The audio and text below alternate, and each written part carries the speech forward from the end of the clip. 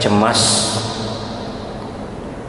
akhirnya cemas tak berharap atau cemas tak bisa berharap. Jika keputusan Menteri Agama ini sifatnya final, maka tentu kita semua berhak menyesalkan. Banyak yang kecewa.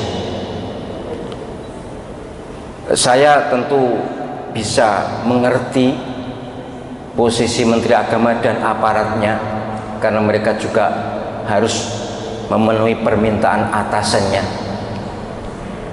Tetapi mestinya yang harus menjadi pertimbangan utama kalau saya terkait haji begini ini, ya umat.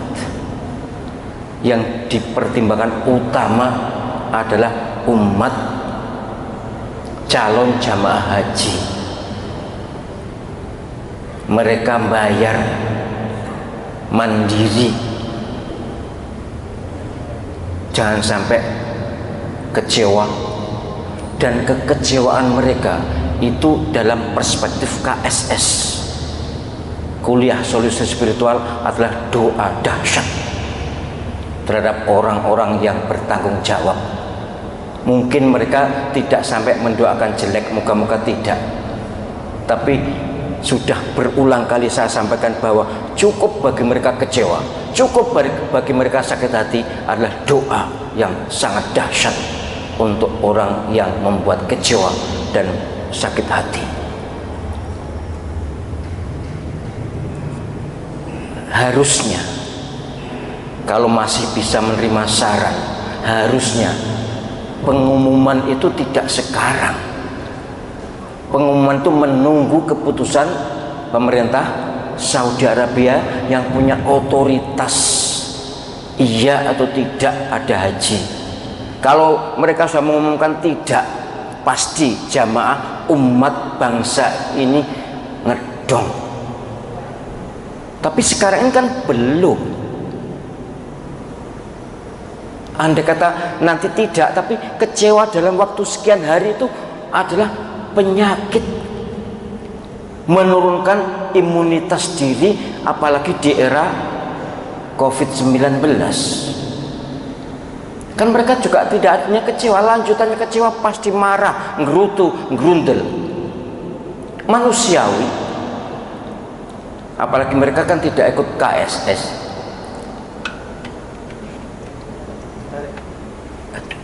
Jadi dalam perspektif spiritual, kita mesti memahami kalau calon-calon jamaah haji itu memiliki energi dahsyat karena kecewanya. Andai misalnya nanti diumumkan ada haji, kecewa itu akan berlipat-lipat. Bangsa Indonesia ini loh, yang sudah diumumkan tidak ada haji ini loh, kalau nanti Saudi mengumumkan ada haji, kekecewaan mereka akan berlipat-lipat. Bisa pingsan, bahkan bisa jantungan, bisa nangis berhari-hari. Mengapa? Karena ada pelaksanaan penyelenggaraan ibadah haji di Arab Saudi. Kan haji hanya di sana. Iya, yang Borobudur iso haji, nggak bisa kan? Haji kan hanya di Arab Saudi, hanya di Arafah. Kalau tidak diberangkatkan sekarang kan berarti nggak bisa. Mestinya itu menjadi pertimbangan utama Menteri Agama. Masukan dari manapun kalau tidak terkait dengan bagaimana perasaan umat, itu tidak bijak. Apalagi sekali lagi belum diumumkan. Harusnya nunggu diumumkan Saudi iya atau tidak. Kalau tidak ya sudah, silahkan diumumkan. Yang sangat saya khawatir, ya khawatir dalam pengertian mikir umat loh ya. Kalau iya, bagaimana mereka? Dan mestinya ya harusnya Menteri Agama, karena ini menyangkut kepentingan rakyat banyak, umat banyak, harusnya juga sounding, bicara, minta pertimbangan dengan DPR. Walaupun memang mungkin tidak harus ya, Tidak harus, karena ini masalah pelaksanaan undang-undang, artinya eksekutif mereka. Menteri itu eksekutif, maka tanggung jawabnya kepada presiden, bukan kepada DPR. Tapi yang saya baca, DPR juga kecewa karena tidak diajak bicara, tidak diajak konsultasi. Tapi kalau soal itu sekunder bagi saya. Yang primer, yang utama adalah umat. Ya harusnya dipikir sendiri lah, dipikir sendiri. Saya ini umat yang sudah daftar sekian puluh tahun, gimana perasaannya diumumkan begini sementara di sana belum diumumkan. Moga-moga Pak Menteri Agama juga Pak Dirjen Haji bisa mempertimbangkan ulang, mikir ulang. Ini keputusan manusia kok bisa diralat. Al-Quran aja ada nasah mansukh, undang-undang juga ada amandemen, undang-undang dasar pun ada amandemen. Moga-moga dipikir ulang. Bahkan ada yang sampai suudzon, ini pasti sengaja karena akan memanfaatkan uang haji. Nek gak berangkat kan berarti uangnya nganggur. Ya, saya tidak sampai ke situ sih. Wallahu alam apa sampai ke situ atau tidak. Yang jelas ada yang curiga bahwa ini sengaja diberhentikan, ini memang tujuannya itu supaya uangnya bisa dimanfaatkan. Mohon para jamaah haji nggak usah terlalu jauh ya. Nanti timbang dosa, gak usah haji, dosa bisa karena suudzon. Ya sudahlah, kita kecewa, penjenengan kecewa wajar dan manusiawi, dan kami pun banyak kok yang kecewa, terutama yaitu tadi, kenapa tidak menunggu keputusan pengumuman dari pemerintah Saudi. Uangnya dikemanakan yang tidak berangkat ini wallahu alam, kita juga tidak tahu. Tapi kata Pak Abimanyu sebagai penanggung jawab keuangan haji, katanya ya dapat dipertanggungjawabkan, tidak disalahgunakan. Wallahu alam, soal itu bukan urusan saya. Saya juga tidak bisa merespon karena saya tidak tahu kok dikemanakan uang itu. Apa boleh kalau digunakan untuk memperkuat rupiah, katanya kan gitu isunya ya. Ya tidak boleh dong. Ini uang pribadi untuk haji.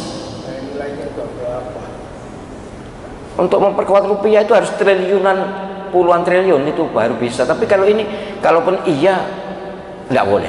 Sebagaimana pernah saya sampaikan, pokoknya uang haji atau uang umroh itu tidak boleh digunakan untuk lain karena uang pribadi, bukan hak pemerintah untuk menggunakan. Hak pemerintah itu mengatur, memanage, bukan menggunakan. Jadi andai kata digunakan ya salah. Mungkin melanggar undang-undang atau tidak, bagi saya secara fikih bukan soal undang-undang, sebab akan multi tafsir. Tapi hak milik pribadi itu loh, apa negara punya hak untuk menggunakannya, walaupun punya wewenang untuk ngatur negara, tapi bukan ngatur uang pribadi.